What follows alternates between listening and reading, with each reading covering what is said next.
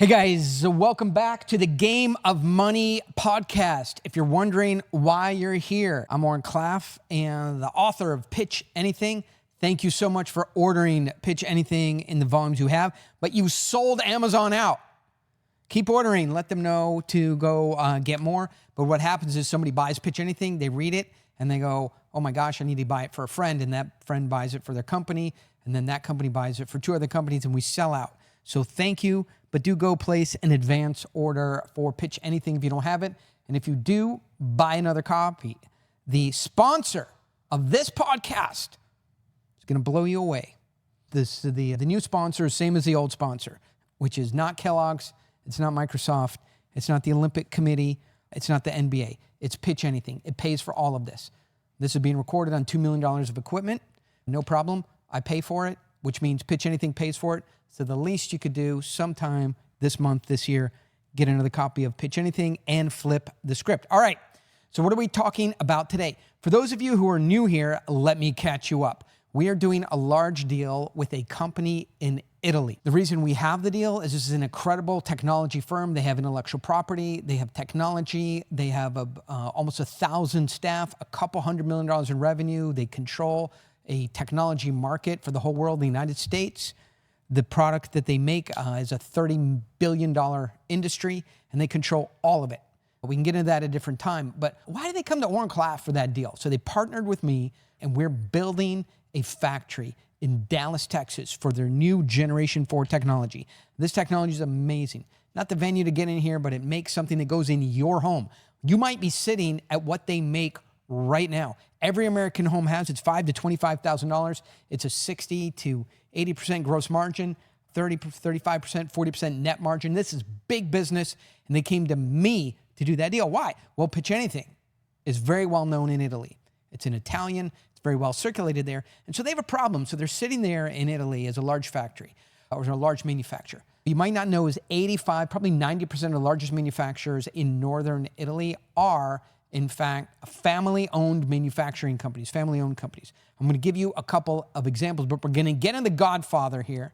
We're going to get into money, and we're going to get into northern Italy. So just so you understand the kinds of firms that are private, family-owned, legacy companies in northern Italy you don't see here in the United States. The issue is family. That's why I'm going to get into Godfather. What was the Godfather about, right? Godfather was about money. Godfather was about family, and Godfather was about blood.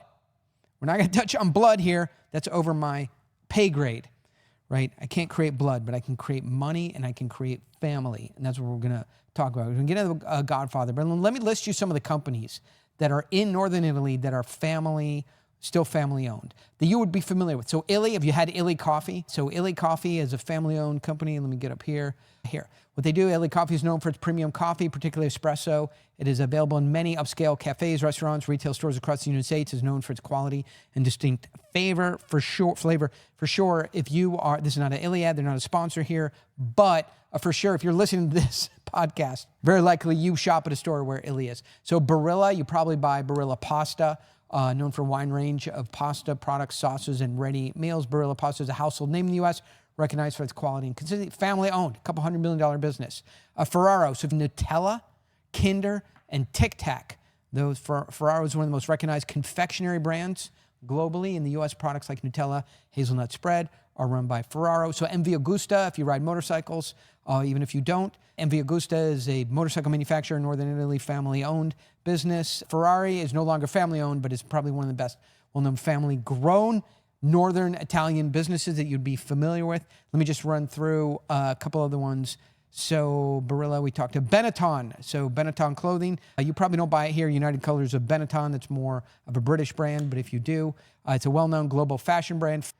So Fiat is now part of Stellantis, but it was family-owned. Luxottica, Luxottica owns Ray-Ban, Oakley, Persol, and most of the luxury sunglasses brands in the world. Largest eyewear manufacturer.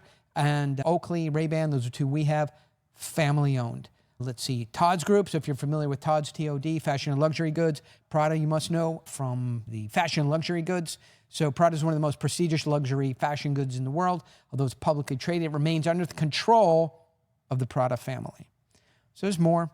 Antinori, which is wine, if you're familiar with wine, has been producing wine for over 600 years. So we say family-owned 600 years. So these are these wonderful family-owned companies in northern Italy, in Italy itself, that I'm familiar with, and they're just totally different from American companies. I want to create that compare, contrast, and go back to The Godfather. So what was The Godfather about, right, if you think about it?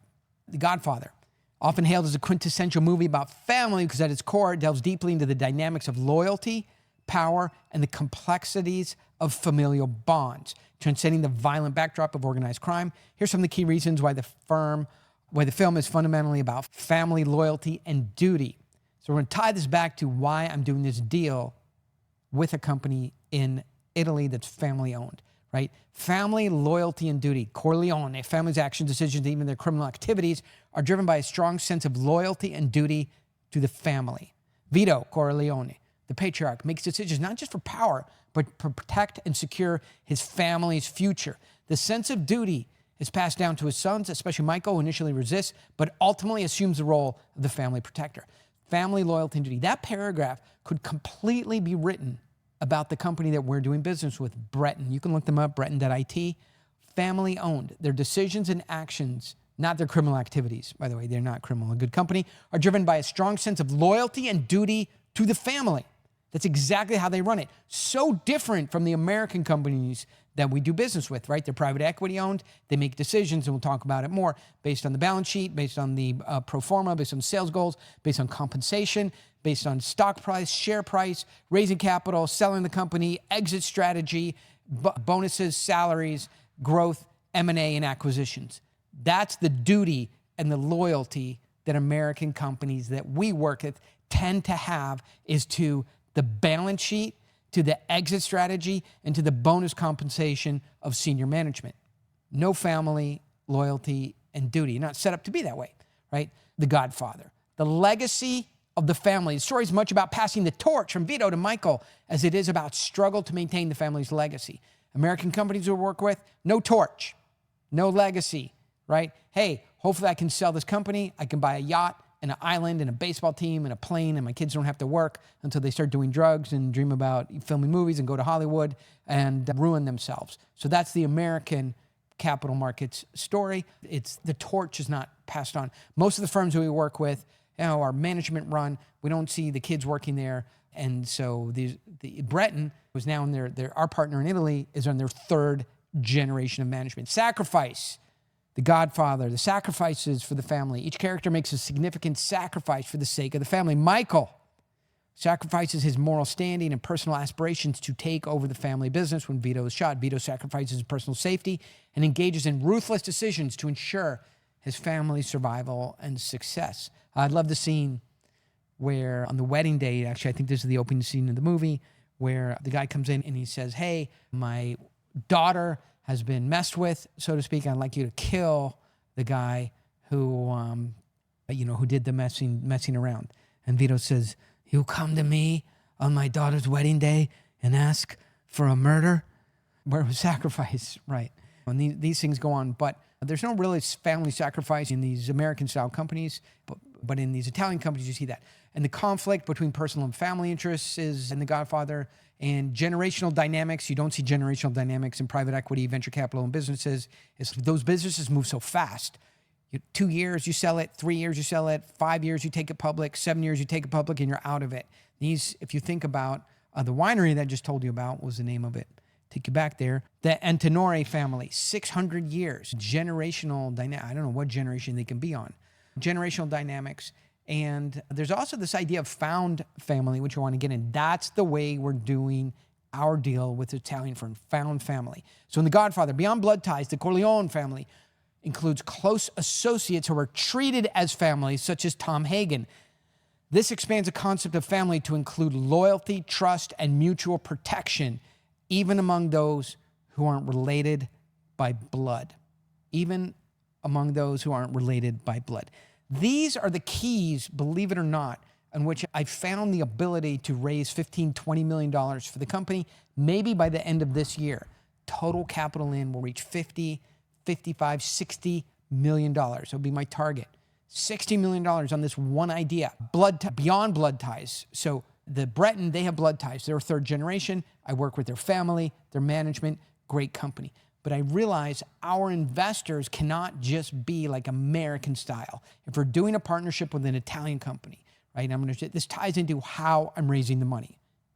I specifically tell the investors, we may have 190 investors now. You are family. You are close associates.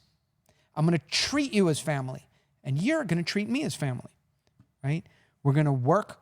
The work we're going to do is for a purpose. The way we're going to behave as family, we're going to fight, we're going to argue, we're going to have discourse, we're going to have discussions, but we are not going to turn our back on each other. We're going to be a Praetorian guard. We're going to work together as a group bond in this company, right? We're going to act like a community, and we are going to, because I think out of the 190 some odd investors, I would say most of them are American, and we're going to act like we belong to a community. Imagine the strength of my investors versus some venture capital, private equity deal. Maybe that's a better company. Maybe they have better software. Maybe they're going to grow faster, right? I put my investment group up against any of those deals. So we had a call today, right? We must have had 20 or 30 people who are existing investors come to a call with new incoming investors. And now you can see how I'm raising money. So I worked my butt off to get the first 150, 190 investors in. Pitched, told the story, explained the deal, brought everybody in, showed them how they're going to make money, a lot of one-on-one relationships. But now it's rolling forward. Those investors are coming to calls, and they're bringing in, giving the confidence and security to the new investors coming in that it's, as an investor in this deal, you're part of the family, you are treated as family, you have loyalty, trust, and mutual protection. When you can show incoming investors that they're joining something in which they are in a group, in which there will be loyalty, there will be trust, and there will be mutual protection, even among people who are not related by blood, that will make you money. They'll make you more money than any other method, right? And so I call ourselves a family. We get together. We do a Zoom call every week. So think about another investment you might make, a multifamily investment into an apartment complex, or a software company, or a website, or a fund. You're going to hear from those guys once a quarter. Maybe you're going to do a call once a year or not at all, and you're going to get reports by mail. What do you really know about them? So I brought together this group, and so it's a lot of work to run a community, to run a group, to create these non-blood ties of loyalty, trust, and mutual protection. But once it's done, we have this incredible group of investors that are like the center of gravity that are bringing in more investors and making the capital raising easy. Access to capital is the lifeblood of a company as long as you can continue to control the board of directors. Without my family of investors, 190 growing to 300, right? What would I do? Yes, I would still raise money. It's a great project, but I would have to go to private equity. I would have to go to venture capital. I have to go to banks. What would they do? They would want all kinds of controls on the deal, right? Wrong, good reason, no reason, bad reason. They would want control over the deal. And now it is not my company anymore, right? Yes, I have a big block of equity or stock, but I don't control the company. They do. When you give up, let's say you have 5 seats on the board of directors. You give 2 seats away to an investor. You keep 2 seats for yourself, and there's one impartial, independent board of directors. So there's 5 directors of the company. No matter what you do, no matter how much money you have, what product you make, right? Everything is controlled by these 5 people because they vote everything, the bylaws, the ability to take company, the ability to take money into the company, the ability to sell the company, when to sell the company, who to hire as management, what the company does, and they approve the business plan. The business plan determines the future of the company. So these 5 people, the board of directors, control everything. So what I'm saying is, unless you've got a group of investors that you agree that you behave like family, you have trust, loyalty, those bonds, and mutual protection, then you have to go out to people who are more in American-style finance, venture capital, private equity, banking. And when those guys come in, they're going to want board seats. So they're going to get 2 board seats, 1 independent, and we'll have 2, right? And so if they don't like something we're doing, they can vote against us. If they vote 2 against us and we vote 2 for ourselves, then there's the independent. What are private equity groups experts at? Flipping the independent. So now they're 3 and we're 2. Basic math. When you have 3 on the board of directors, You've got a basic classic set of bylaws which control how the board of directors behave.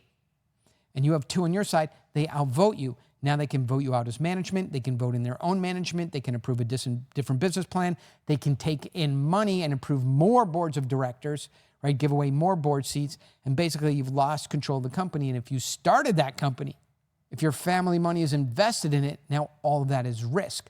So while this started talking about the Godfather and it being a movie about family, and I continued into talking about this family-controlled company, Breton, that we're doing a deal with in Italy, and then we merge it into how can we espouse those values here in my own company.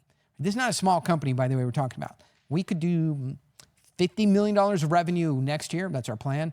$100 million plus the year after. Go public the following year at a $500 million valuation. Continue running up revenue to $150 million. This is paint by numbers. This is not like, oh, maybe. This is our plan that we actually have customers lining up for, the product, and everything like that. By the way, if you want to hear about this company and you want to potentially invest in it, no problem. Just email me, Oren at Pitch Anything. That email has to be very specific. Oren, I have bought a copy of Pitch Anything recently. That's why you're sold out on Amazon. But I'm interested in being in this family business with you. Can I see the executive summary or see a presentation on it? And we'll get you a presentation on it. But so I came in and said, all right, if in Northern Italy, they're so successful with these incredible like brands that can last up to 600 years, this can be a great American legacy, a great American company, a great American family-owned business, but we have to have a certain kind of investor. That investor has to be family, they have to feel trusted, loyal, and then we're protecting them. And as I've done that, then we've really created this thing. And now we do not have to take venture capital. We do not have to take private equity. We don't have to take banking. And the benefit of that, as I mentioned, is we continue to control the board, make decisions for the company, and it feels like a company we own, not a company we work in. The last day you'll enjoy working at your company is the first day you take private equity. I believe that. I believe that to be true. I have heard that from hundreds of entrepreneurs. Yeah, maybe those are the ones that are bitter or didn't work out for. When people who, I can tell you, the people who did take private equity and it did work out for them, what they will say is if I held the company longer, I would have made 2 or 3 times more money. I sold it to private equity prematurely. So private equity is in the business of coming in and being that interim step of helping you grow, helping you raise money. So if you want somebody else to do your job for you, that's when you take private equity. If you want to do the actual work of running, maintaining, growing a family business, keeping it with you and your founders and potentially your son or your daughter or your cousins or someone who want to work in it, then you have to do the hard work of building a family of investors and not taking the easy way out, which is shopping the deal to private equity. Do you want to take the easy way out? I don't know. There's no reason you shouldn't. Okay, so first thing, before you sell your $50 million, $80 million, $100 million business, I get it. We need to make one. But I wanted this presentation today to be, there's a podcast, to be about what awaits you on the other side of having used Pitch Anything, having used Flip the Script, having used the Game of Money podcast to grow your business. There are these kinds of decisions on the other side.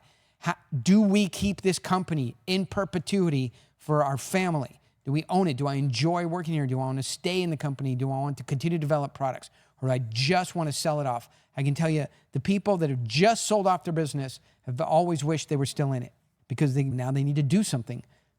For a week or 2 weeks, I don't know, you buy a Ferrari, you travel the world, you go to Hawaii, but people get bored of that really quickly. And they just want to go back to the thing they love doing when you're probably not going to grow a company to $50 million of revenue unless you love doing it.